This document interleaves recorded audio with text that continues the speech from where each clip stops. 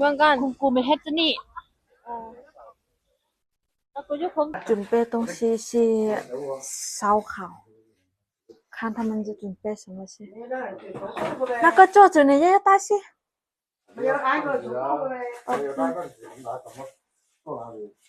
那可以吧？拿这么多东西，在电梯这里都是他们推车过来这里了，拿东西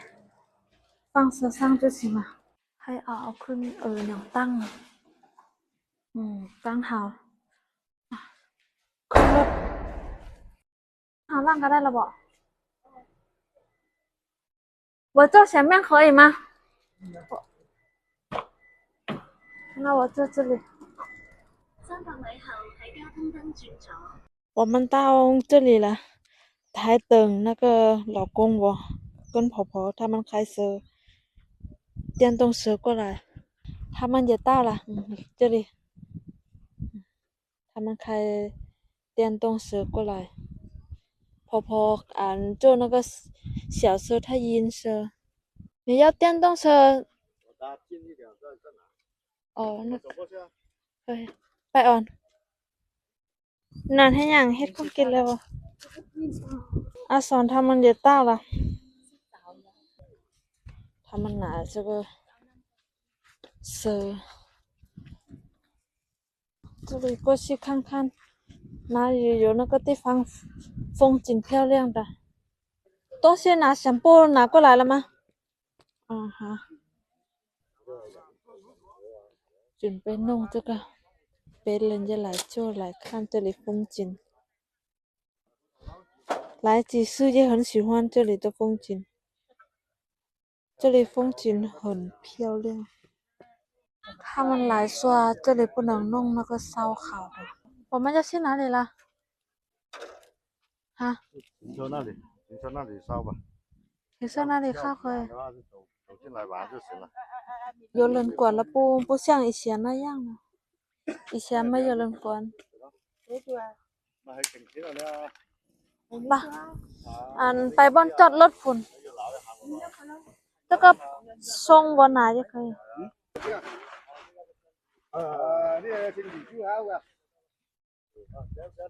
น่าจะเป็นน้ำฟ้าหลุมเขาเจ้ากับย่านไปเอาอันเครื่องไปไว้ให้เขาก่อนแล้วเขาค่อยย่างมาก็ได้来这里弄烧烤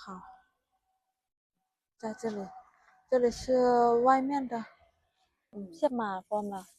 เสียบบ่เสียบแล้วเอาแบบนี้ปิ้งเลยก็ได้准备烤牛肉了猪肉也要烤一下这个是我们老挝那边味道酸酸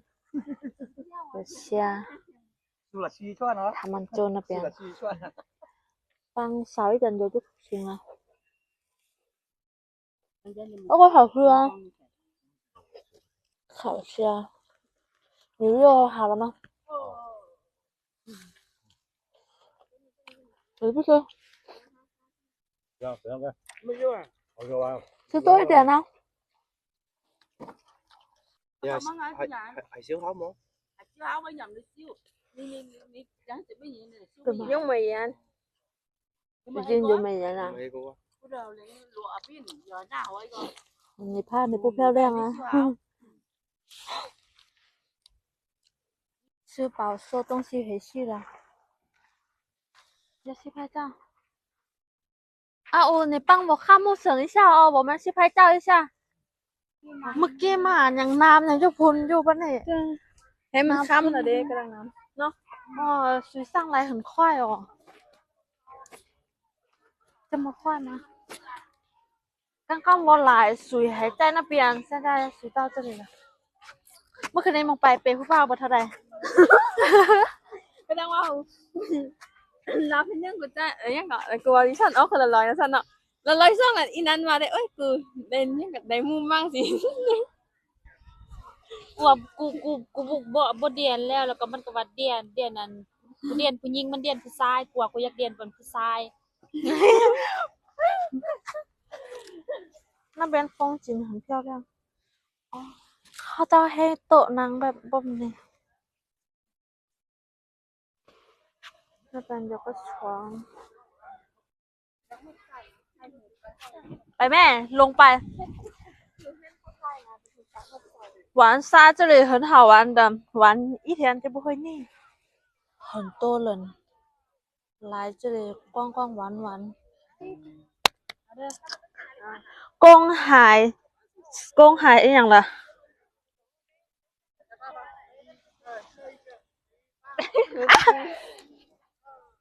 เอ้ยบ่เห็นหน้ากูเอากูเฮ็ดสูงหมด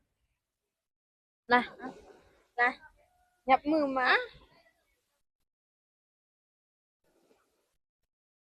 กูไม่เฮ็ดแบบนี้ว่ามือขนาด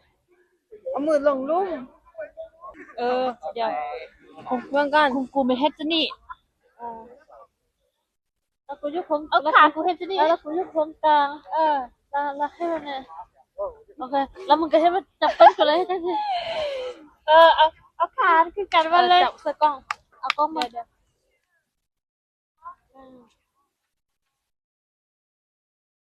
กูจะขนาดไหนกันกูไม่ใช่คนอะไร อย่าใกล้ๆได้ที่แขน ไปกดกันเลย เลย